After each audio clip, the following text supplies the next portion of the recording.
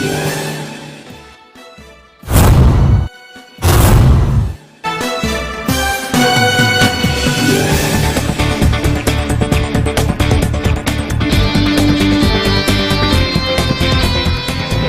ॻोठ खां पाक हफ़्ज़ाबाद न्यूज़ जे नुमाइंदे अमीर अली कलोड़े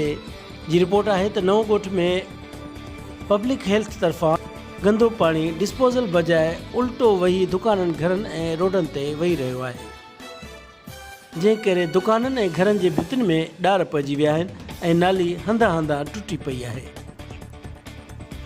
नालियुनि जो पाणी दरगाह सैदी मुसाणी जे क़ब्रिस्तान ऐं रोडनि रस्तनि ते वहण जे नतीजे में रोड उखड़ी ऐं क़बरूं मिसमार थी रहियूं आहिनि। बार बार एहतजाज ऐं शिकायतूं करण ते सिर्फ़ चंद ॾींहं ठेकेदार कमु करे ग़ाइब थियो वञनि। हिन इल्ज़ाम हयो आहे त नाली रोड खां 1 फुट खां 4 फुट मथे कई वई आहे, जेको सरासर नाइंसाफ़ी आहे। शहरनि सां नाइंसाफ़ी सबबि बरसाति समेत घर जो पाणी नाली में निकाल करणु मुश्किल आहे ऐं घर ऐं दुकाननि हेठि थी वञण करे जंहिं करे लखें रुपयनि जे प्रॉपर्टियुनि खे पिणु नुक़सानु रसायो वियो आहे। दरगाह सैदी मुसाणी खां बाईपास रोड ताईं ड्रेनेज जो पाणी निकाल लाइ 3 करोड़ रुपयनि खां मथे स्कीम नालियुनि जे ठीके में मुबीना करप्शन ख़िलाफ़ ॻोठाणनि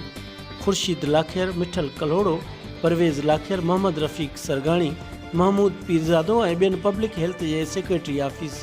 कराची में इंक्वायरी लाइ लिखत में दरख़्वास्त जमा कराए छॾी आहे,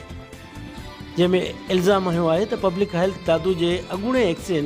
नज़ीर अहमद शेख, SDO इशरत पवर ऐं सब इंजीनियर सलीम नारेजो जे मुबीना मिली भगत सां ठेकेदारनि नालियुनि में नाक़िस मटीरियल इस्तेमालु करणु ऐं नालियुनि जी लेवल न करणु, जंहिं करे पब्लिक हेल्थ जे नाअहल इंजीनियर जे करे नाली जी लेवल सही न हुजण सबबि नाली मथां 2 खां 3 दफ़ा सिरनि जा बार ॾेई घरनि, रोडनि रस्तनि ऐं मुक़ाम खां 3 खां 4 फुट मथे नालियुनि जी भिति करे ज़ुल्म जी इंतिहा कई वई आहे। बरसाति समेत घरनि जो पाणी निकाल बजाए रोडनि ऐं क़ब्रिस्तान में वही रहियो आहे। अहिड़ी शिकायत कंदड़ ॻोठाणनि खे पब्लिक हेल्थ जे सेक्रेटरी इंक्वायरी कराइण जी ख़ातिरी कराई आहे, जॾहिं त शहरनि जो एहतजाज अञा बि जारी आहे।